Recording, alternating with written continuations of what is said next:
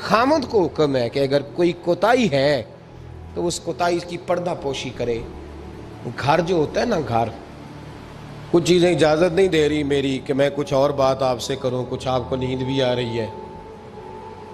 دیکھیں، پورا وجود سلامت ہو اور اندر روح نہ ہو تو بندہ زندہ رہ سکتا ہے؟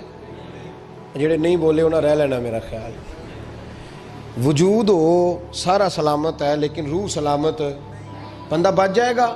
بولے نا یار، جنہیں نیند آ رہی ہو بولو. نہیں نہ رہ سکتا. پورے گھر میں ہر شے ہو، ذمہ داری سے بات کر رہا ہوں، پورے گھر میں ہر شے موجود ہو، اگر گھر میں دین نہ ہو تو گھر چلتا نہیں چل سکتا.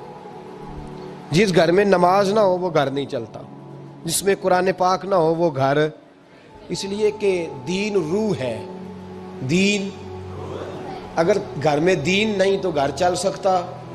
سن لے حدیث پاک ترمذی شریف کی، نبی کریم علیہ الصلوۃ والسلام، یہ بھی حق ہے، یہ آخری بات اس عنوان پہ سنیں، یہ حق آخری ہے، اس کو بھی سمجھیں. ترمذی شریف میں نبی پاک علیہ السلام نے فرمایا، دعا دی حضور نے. نبی پاک فرماتے ہیں اللہ اس بی بی کو جزائے خیر دے، اللہ اس پہ رحم فرمائے جو سویرے اپنے خامد کو نماز کے لیے جگاتی ہے، اور اگر نہ اٹھے تو پانی ڈال کے جگاتی ہے. اور فرمایا اللہ اس خامد پر رحم کرے جو سویرے اپنی بیوی کو نماز کے لیے جگاتا ہے، اور اگر نہ اٹھے تو پانی ڈال کے جگاتا ہے. رحم کرے. سب سے زیادہ حق میاں بیوی کا ایک دوسرے کا ساتھ ہی ہے کہ انہیں دیندار بنائے. دین کی جس بات کا خامد کو پتہ ہے، اعلیٰ حضرت نے لکھا ہے کہ خامد کی ذمہ داری ہے بیوی کو تعلیم دینا، یہ اس کی ڈیوٹی ہے پردے کا پابند کرانا. اس کی ذمہ داری ہے کہ اسے قرآن و سنت کے جو احکام پتہ ہے اپنی بیوی کو سکھائے، اس کو بتلائے، اس کو سمجھائے، ذمہ داری ہے اس کی. فرمایا اللہ اس پہ رحم کرے، ذمہ داری ہے. ایک دوسرے کو مذہب سے آشنا کریں، پیار کے ساتھ، محبت کے ساتھ قائل کریں. خامد بڑی باتوں میں روٹھ جاتا ہے، اگر کبھی اس بات پہ بھی روٹھ جائے کہ آج نہیں روٹی کھانی تیرے ہاتھ کی، انہیں نماز ہی نہیں پڑھی، تو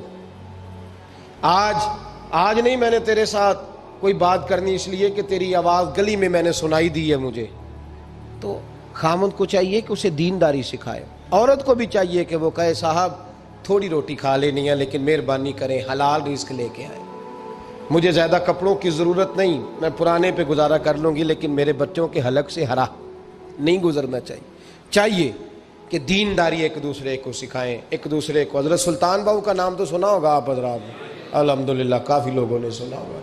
حضرت سلطان باہو رحمۃ اللہ علیہ کے جو والد تھے ان کا نام تھا حضرت بازید.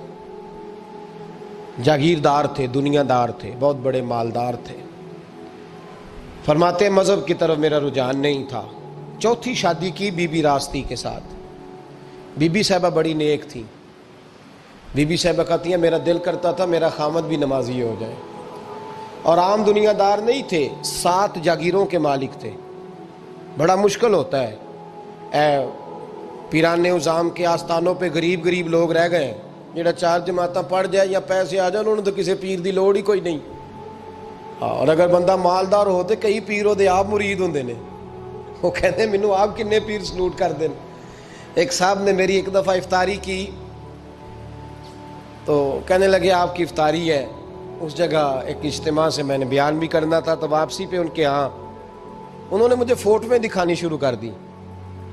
اب یہ بھی ایک مسئلہ ہے نا، کیا کہتے ہیں اس کو، سیلفی. جی ہاں، بڑے بڑے سیانے بندے ساری دیہڑی یہی کام کرتے رہتے ہیں اور کم ہی کوئی نہیں سرے.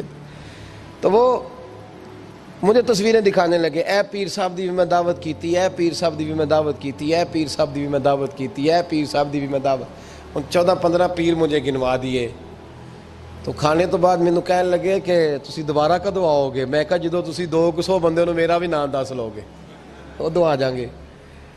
اب مالدار آدمی ہے نا، تو اب بعد میں مجھے ایک دو دفعہ انہوں نے فون کیا. میں کیا وہ بڑے بڑے پیراں دی اس لسٹ میں اپنا نام نہیں شامل کرانا چاہتا. میں نے تو نہ چھوٹیاں جی رہن دے بھائی، ہم بچتے ہیں اس کام سے، بچتے ہیں ایسے آدمی سے.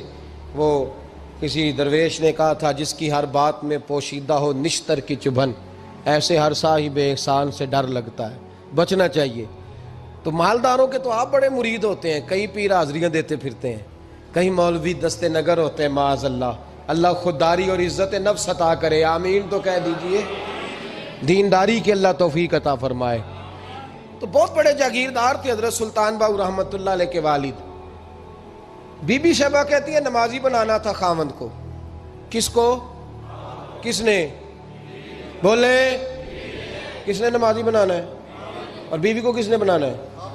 پکی گل نے جی۔ میں ایک کونسلر صاحب نوں میں کہا ماشاءاللہ جیت گئے ہو؟ کہندے ہاں جی۔ میں کہندے جی کوئی حکم ہوئے تو میں دسو۔ میں کہ حکم ہے کہ تسی اپنے ہلکے دے بندیاں دی ڈیوٹی لانی، کیڑا کیڑا نماز حاضری لانی ہے، کیڑا کیڑا نماز پڑھنا ہوندا ہے تے کیڑا کیڑا نہیں ہوندا۔ کہنے لگے بڑے سیانے نکلے ہو، پہلا مینوں ہی بسیتے واڑ چھڑیا جی، میں جاؤں گا تے دوجیاں دی حاضری لاں گا نا۔ تو خاوند نمازی بنائے گا بیوی کو تو اس سے پہلے خود بنے گا تو بنائے گا نا جی۔ جی تو اگر خاوند کہہ دے تو پڑھیا کر، میرے پیچھے نہ لگی تو کہنی جنی کو تو پڑھنی اونی میں پڑھنی ہے نا۔ تو آج میں ایک دوست کو کہہ رہا تھا بچے وہ کام نہیں کرتے جو آپ کہتے ہیں، اور میں نے جمعے میں بھی کہا تھا بچے وہ کرتے ہیں جو ہمارا عمل دیکھ کے بچے چلتے ہیں، صرف بات پہ عمل نہیں کرتے۔ بی بی راستی کہتی ہے میں نے ٹھان لی کہ میں نے اس جگیردار کو، وڈیرے کو، اس موٹے بڑے چودھری کو میں نے نمازی بنانا اور بنا کے دکھانا ہے نمازی۔ بی بی صاحبہ کہتی ہیں کہ وہ جس خاتون کی بھی باری ہوتی تھی، 4 بیویاں ہوتی تھیں، وہ اس کا حق ادا کرتے تو بعد میں اپنی خوابگاہ میں جا کے آرام کرتے۔ ان کا جو خادم تھا ملازم، وہ رات کو دودھ کا پیالہ انہیں دینے جاتا تھا، سونے سے پہلے ان کے پاس دودھ کا پیالہ پہنچتا تھا۔ تو بی بی صاحبہ کہتی ہیں میں نے رات کو ملازم سے کہا دودھ دینے تو نہیں جائے گا، میں جاؤں گی۔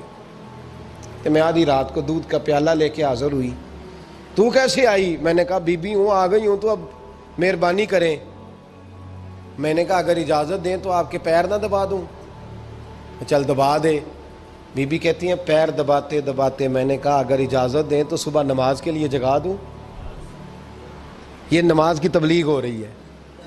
تو بابا جی پتہ کیا کہتے ہیں حضرت بازید؟ کہنے لگے تو مجھے جانتی نہیں، خبردار مجھے تبلیغ کرنے کی کوشش کی، اس گھر میں رہنا ہے تو سانس اونچا نہ لینا، پتہ ہے تو کس کے ساتھ بھی آئی، خبردار۔ کہتے میں چپ کر کے آ گئی۔ اگلے دن پھر دودھ لے کے پہنچ گئی تو انہوں نے آنکھ کھول کے دیکھا میری طرف، پھر آ گئی ہے۔ میں نے کہا اب میرے خاوند ہیں، میرے سر کے تاج ہیں، پیر دبا دوں؟ کہ دبا دو۔ کہتے ہیں میں نے 10 منٹ پیر دبائے تو میں نے کہا اگر جان کی امان پاؤں تو فجر میں جگا دوں؟ میں نے جلال فرمایا۔ کہنے لگے تجھے کہا تھا نا کہ مجھے کسی کا مشورہ قبول نہیں، تو کون ہوتی ہے مجھے بات کرنے والی، چل دوڑ جا۔ بی بی صاحبہ کہتی ہے میں 10 دن جاتی رہی۔ کتنے دن؟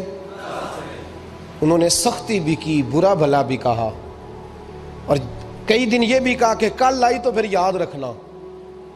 کہتی ہیں 10ویں دن میں گئی تو حضرت بازید کہتے ہیں میرے دل میں خیال آیا یہ جان چھوڑنے والی نہیں، یہ باز نہیں آئے گی، اور چلو ہے بھی تو میری بیوی، غلط بات بھی کوئی نہیں کر رہی، کہہ بھی نماز کر رہی ہے۔ کہنے لگے اگر میں سویرے اٹھ جاؤں تو پھر دوبارہ تو نہیں آئے گی، تو دوبارہ تو نہیں آئے گی۔ یہ دیکھیں میاں بیوی کا آپس میں رشتہ، سویرے اگر میں اٹھ جاؤں نماز کے لیے تیرے کہنے پہ تو میری جان چھوڑ دے گی تو؟ بی بی صاحبہ کہنے لگی میں دوبارہ نہیں آؤں گی، آپ مہربانی کریں سویرے اٹھ جائیں۔ کہنے لگے چل تو میری بیوی ہے، ایک بار مان لیتا ہوں تیری بات، سویرے جگا دینا۔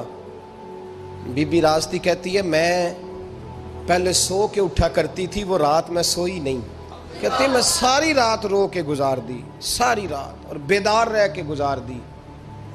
سویرے فجر کے وقت پانی گرم کیا، بغل میں مصلی لیا، خامد کو بیدار کیا، وضو کرایا، اور کہتی ہیں جب وہ اللہ اکبر کہہ کے سنتوں کی نیت باندھی تو میرے اس طرح آنسو گرے جیسے سیلاب آتا ہے اور دریا کا بند ٹوٹتا ہے، اور میں نے رو کے کہا مولا میرے اختیار میں یہیں تک تھا، میں مصلی پہ کھڑا کر سکتی ہوں، میں دل تو نہیں نہ بدل سکتی، وہ تیرے قبضے میں ہے، مقلب القلوب ہے، فضل کر اس کا دل بدل دے۔ فرماتی ہیں میں روتی رہی، 2 رکعتیں پڑھ کے میری طرف دیکھا تو فرضوں کی نیت باندھ لی، اور 2 فرض پڑھ کے پھر میری طرف دیکھا، کہنے لگے خبردار سویرے جگانے آئی تو؟ میں نے کہا جی نہیں جگاتی۔ میری طرف دیکھ کے کہنے لگے تو نہیں جگائے گی آج کے بعد میں تجھے نماز کے لیے جگایا کروں گا، میں تجھے جگاؤں گا۔ آپ فرمانے لگی وہ نمازی بن گئے، میں پہلے ہی نمازی تھی۔ جب ان 2 نمازیوں کا ملاپ ہوا تو اللہ نے سلطان باہو جیسا بیٹا عطا فرمایا۔ سلطان باہو جیسا بیٹا عطا فرمایا۔ میرے بھائی، میاں بیوی ایک دوسرے کو دیندار بنائیں گے، ایک دوسرے کو نمازی بنائیں گے، وہ ایک دوسرے پہ، اور کس طرح کا؟ بڑا مشکل ہوتا ہے بیوی اپنے خاوند کی تعریف کرے، مشکل ہوتی ہے۔ اعلیٰ حضرت فاضل بریلوی رحمت اللہ تعالی علیہ کی زوجہ، ان کا طریقہ یہ تھا کہ وہ اتنی شناسہ ہو گئی تھی، اعلیٰ حضرت لکھتے تھے تو وہ واقف ہو گئی تھی، وہ کتاب کا اعلیٰ حضرت فرماتے تو وہی کتاب اٹھا کے زوجہ لاتی۔ اس زمانے میں قلم بنتے تھے اپنے ہاتھوں سے، لوگ چھری لے کے اس کے ساتھ قلم بنایا کرتے تھے، تو قلم بنا کے سیاہی رکھتی، کاغذ کئی دفعہ ڈانٹ دیتے اعلیٰ حضرت، کئی دفعہ ڈانٹ دیتے، لیکن اماں جی سنتی۔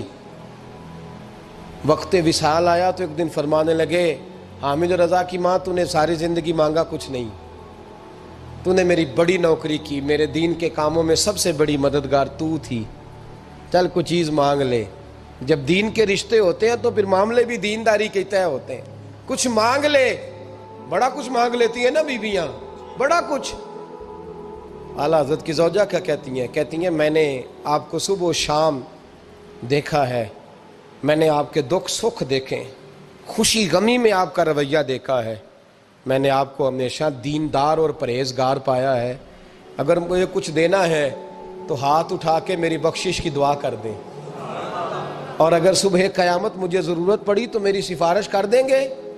اعلیٰ حضرت رو پڑے، یہ دینداری کے رشتے ہیں، رو پڑے، فرمانے لگے تیرے ساتھ وعدہ ہے، مصطفیٰ کریم صلی اللہ علیہ وسلم کے صدقے احمد رضا جب جنت میں جائیں گے تو تجھے ساتھ لے کے جنت میں جائیں گے، ساتھ لے کے جائیں گے۔ تو بھائی دینداری بنائیں، ہن لباس لکم وانتم لباس لہن، وہ تمہارا لباس ہے اور ان کا لباس ہو۔